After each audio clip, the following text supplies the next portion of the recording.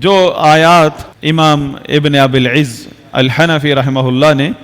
عقیدہ تحاویہ کی شرح میں اس چیپٹر میں صحابہ کرام کے بارے میں مختلف آیات ذکر کی ہیں، اور ان کے علاوہ جتنی بھی آیات ہیں قرآن کریم میں ان کو سامنے رکھتے ہوئے شیخ صالح آل شیخ فرماتے ہیں کہ یہ تمام آیات اور احادیث جو کہ صحابہ کرام کی شان میں موجود ہیں، نازل ہوئی ہیں، ان سے چند باتیں ثابت ہوتی ہیں، چند فوائد ذکر کیے ہیں۔ پہلا فائدہ یہ ہے کہ صحابی اس کا نام بھی نہ پتہ ہو، صرف اتنا پتہ چل جائے کہ صحابی ہے، تو اس کی مغفرت اور اللہ کی رضا اور جنت کا اللہ نے وعدہ کیا ہوا ہے، اس کے ساتھ وعدہ، اور اللہ کا وعدہ سچا ہے۔ دوسری بات یہ ہے کہ صحابہ سب کے سب عدول ہیں، سچے ہیں، صادق ہیں، ثقہ ہیں، کیونکہ ان کو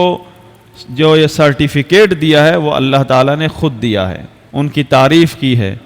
ان کے عقیدے کی طرف لوگوں کو بلایا ہے۔ آمنوا کما آمن الناس، ایمان ویسے لاؤ جیسے وہ لوگ لائے ہیں صحابہ کرام۔ تو جو کچھ بھی وہ روایت کرتے ہیں صحابہ کرام، جو کچھ بھی وہ شریعت کے مسائل نقل کرتے ہیں نبی صلی اللہ علیہ وسلم سے، تو سب ثابت ہے اور صحیح سند ہے اس کی، صحابہ کرام صحیح سند ہیں، تو وہ اپنی روایات میں اور اپنے بیان میں سچے ہیں، ان کی بات ماننا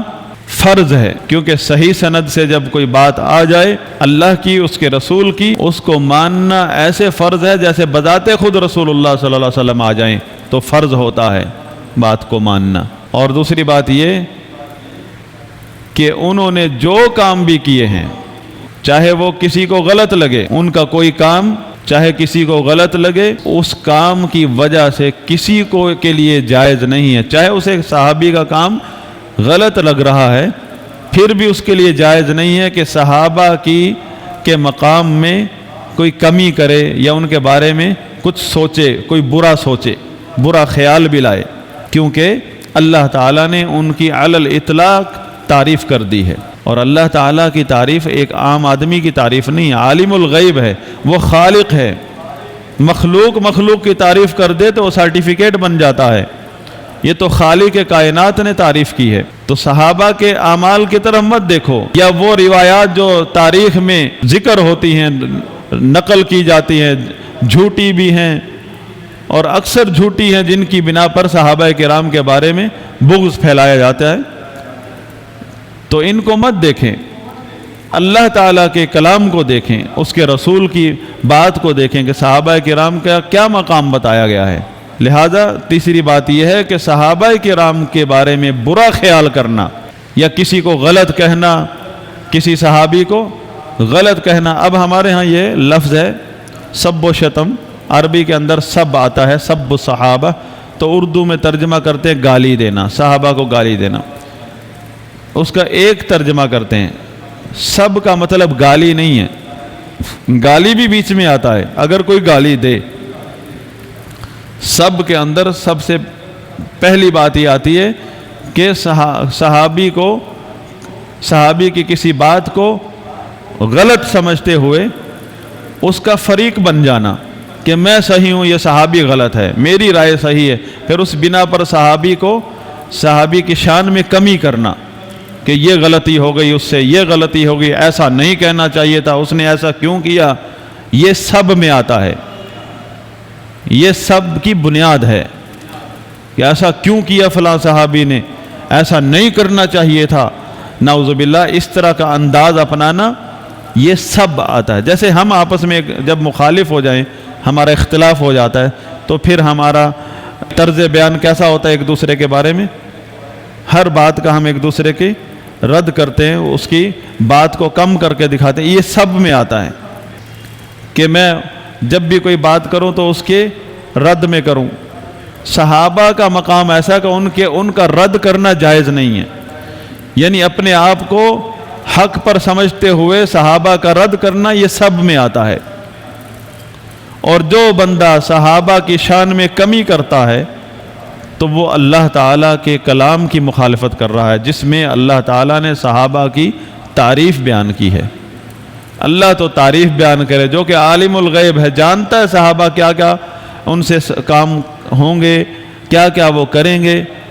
اللہ تعالیٰ نے ہر حال میں ان کی تعریف بیان کی ہے، اور نبی صلی اللہ علیہ وسلم نے منع کر دیا کہ اذا ذکر اصحابی فامسکوا، کہ جب بھی میرے صحابہ کی کوئی بات تمہارے سامنے ایسی ویسی آ جائے جس سے تمہارے دل میں کوئی برا خیال آتا ہے تو منہ کو بند کر لو، رک جاؤ، سوچنا بند کر دو، بولنا بند کر دو، بحث ختم کر دو صحابہ کے موضوع پر۔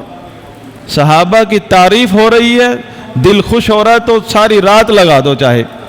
لیکن جس موڑ پر بھی صحابہ کے بارے میں برائی آنا شروع ہو جائے، بحث بن جائے، فوراً نبی صلی اللہ علیہ وسلم کی تعلیم کیا ہے کہ منہ بند کر لو، رک جاؤ، محفل برخاست کر دو، سب اس میں آتے ہیں، فامسکوا، وہیں ختم کر دو بات۔ نبی صلی اللہ علیہ وسلم نے یہ ادب سکھایا ہے، یہ مقام ہے صحابہ کا جو اللہ نے بیان کیا ہے۔ نبی صلی اللہ علیہ وسلم خود فرماتے تھے صحابہ کو کہ میرے صحابہ کے بارے میں مجھے باتیں نہ سنایا کرو، میں تو چاہتا ہوں کہ دنیا سے جاؤں اور میرے دل میں کسی صحابی کے بارے میں کوئی بات نہ ہو۔ کون کہہ رہا ہے؟ رسول اللہ صلی اللہ علیہ وسلم۔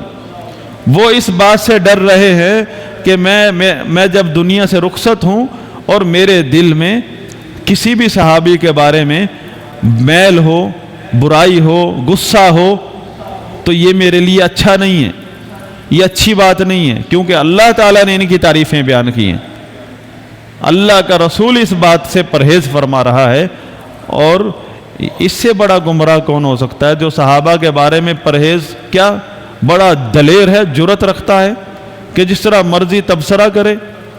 اسی لیے کہتے ہیں کہ تاریخ کی کتابیں پڑھنے کے لیے شرط ہے کہ آپ کو سب سے پہلے عقیدہ اہل سنت، صحابہ کرام کا مقام وہ آپ کے سینے میں ہو، تاکہ آپ کو ادب ہو، تاکہ تاریخ کی کتابیں جس میں رافضی راوی بھرے پڑے ہیں یہ آپ کو گمراہ نہ کر سکے۔ چوتھی بات یہ کہ انہی آیات سے یہ پتہ چلتا ہے کہ صحابہ کرام کے آپس میں درجات ہیں، آپس میں ایک دوسرے سے درجات ہیں، کوئی اعلیٰ درجے کا ہے، کوئی اس سے کم ہے، کوئی اس سے کم، ایک درجہ سب کا نہیں ہے آپس میں۔ ہمارے لیے سب افضل ہیں، ہمارے لیے سب افضل ہیں، ان کے آپس میں درجات ہیں صحابہ کرام کے۔ تو یہ تھا پہلا مسئلہ